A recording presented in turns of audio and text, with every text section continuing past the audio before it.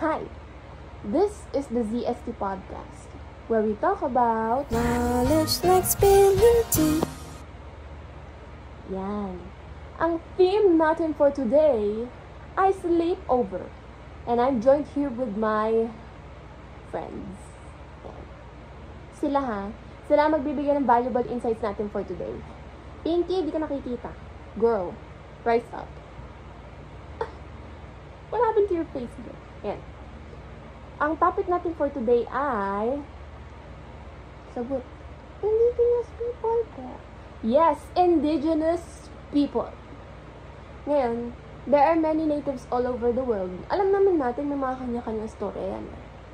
Tulad mga kababayan natin, sila rin ay napapaharap sa mga issues ng modernong pagbabago sa bansa. Halimbawa, mga lupa nila, inaagaw, kahit may mga legal na karapatan sila. O kaya mga kultura nila, either hindi naseseryoso, or kakaunti lang nagsasabuhay kasi nga, nakikisabay sila sa ating mga dayo. Atin as in tayo ang dayo. So bakit ko nasabi yun? Pag tinignan natin ang meaning ng indigenous people, sila ay mga natives o mga lokal na tao sa loob ng isang lugar. Ngayon, di ko naman siyempre pipilosopuhin kayo. Sabihin, di naman lahat ng nabuhay ngayon sila rin yung nakatagpuan ni Magellan, no? Ibig ko lang sabihin dito, sila yung mga descendant o dugo ng mga talagang naunang nanirahan sa bansa natin. Ngayon, marami ng resources ang nagsasabi kung ano yung mga issues na hinaharap nila mula noon hanggang ngayon. Marami na rin ang gumagawa ng mga listahan kung paano tayo makakatulong at kung paano din sila nakakatulong sa atin at ganun din sa ating environment. So, I'm here to tell you all about naman sa mga simbolo, na nakikita natin sa pananamit nila. Kasi, laganap na ngayon ang cultural appropriation. Pero this isn't talked about much dito sa Pilipinas. Ang hot take ko rito ay ang mga natives o IPs natin. Dahil kailangan na nga nilang makasabay sa modernong paghahanap buhay, may ilan sa kanila ginagawang museum at artifacts ang mga bahay at attire nila.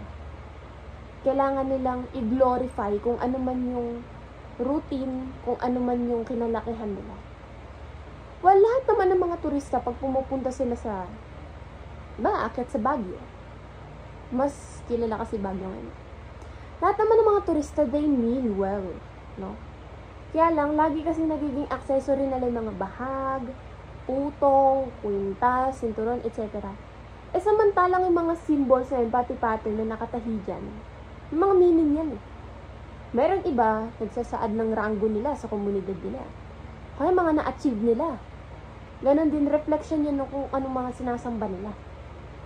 Kasi, kung gagawin natin ito paulit-ulit bilang mga Pilipino, kung bara-bara lang tayo sa pagsusuot ng gamit nila, may malalim ang pinaghuhugutan yun eh. Parang nirarampa natin na walang sanctity o pagkasagrado yung kultura nila. The following statements are laced with animism. This is not coerce nor compel one to disbelief. This is for educational purposes only. Una, tinik-tiku. Tinik-tiku. T-I-N-I-K-T-I-K-U. Ang itsura nito ay mga pa-zigzag-zigzag na meaning ay lightning bolt. Yan. This symbol represents the moon kontad, mga messenger ng mga Diyos at ng mga Ifugao. Nakikita to usually sa mga palda, sa mga kumot. Yan. They are known to travel with great speed. Wow. Bilis sila. To all corners of the Ifugao universe. Yan. Tinik-tik. Pangalawa. Ginlot. Ginlot. G-I-N-L-O-T. Beheaded. Wow. So, parang may balikat, tapos pa-square ang ulo. Or rather, that's the neck, kasi beheaded daw eh. This symbol represents the great deceiver. Mapanlinlang. Pinky, I'm sorry, natatakpak kita. Okay. It is one of the most powerful symbols as a warrior. Kasi, the great deceiver is called the Manahaut. Manahaut, known to feed on the soul stuff of fallen warriors. Oh, so kaya pala beheaded. Mga namatay na mandurog na. The symbol is also seen in skirts and blankets. Okay. Tinaggu. Tinaggu. Baka tinagu. But either way, it's T-I-N-A-G-G-U. This is a human. Mahalata nyo naman human to pag sinerch nyo sa internet. May ulo, may kamay, may katawan, may paa. This represents the deified ancestors of the Ifugao who have been elevated to the status of demigods. O pwede pala yun sa Ifugao universe. Like, tao ka, pero siguro dahil pag may nagawa ka na magugustuhan ka ng mga Diyos, equivalent ka halos ng mga Diyos, demigods. Ganun. The pattern evokes protection from the ancestors for the welfare of their descendants and earthly village. Yan, lang sinabi ko sa nakalagay ang mga tinago. Pero pag sinerch nyo agad nyo makikita na tao yun. Next, Kinatibanglan. Sorry guys. Kinatibanglan. Kinatibanglan. All one word. And it is a diamond. It is a diamond that expresses the ancestors in their time. Based on the patterns found on the trunk of a giant fern wood. So nature naman siya. One of the oldest living things in the plant kingdom. Mainly also used for skirts and blankets. Next, Hinulgi. Hinulgi. Hinulgi. Diamond siya pero pattern na, hindi siya pa isa-isa. This is a complex pattern with X's and B's found in blankets and sometimes in bayaung. B-A-Y-A''UNC. It is said that when Ifugao dies,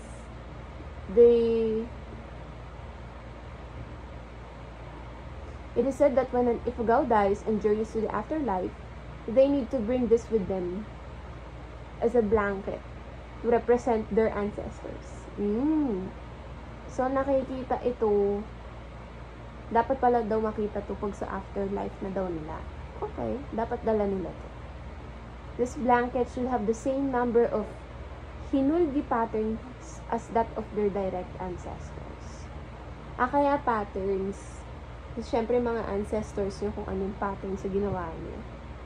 Kailangan susundan nyo yung dadagdagan nyo. Okay. Next. Hinapyo. O Hinapio. Kung ano man tama dun. Pinakinggan ko na to Talagang nahihirapan lang talaga ako. Hinapyo. Hinappiyo. This is a shield. At meron variations ng shield or itsura ng shield. Meron may mga pointy things up and down. Meron naman para siyang hourglass shape. Pero this basically represents a class of protector deities of the highest order in the ancient pantheon. Wow! The Maknongan, which represents a shield, is known to be benevolent protectors of the Ifugao. Yan.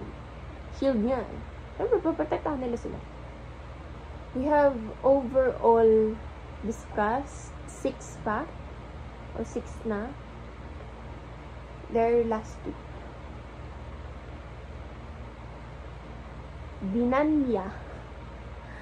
Binanya o Binaniya. Kasi may double N. Binanniya. Which is a lizard. At mahahalata nyo sa pictures na lizard naman talaga to. This may be an elongated body or actually maliliit lang. Pero they look like a lizard. This is a Kadangyan symbol for wealth and nobility. Oh. So, in ancient myths, one of the messenger deities took the form of a lizard to show the first terrace builders the source of water for the irrigation. Ooh! Since then, the Ifugaos have carved the lizard in their rice granaries. Lesson learned, wag yung tinataboy ang mga butiki na nasa bahay.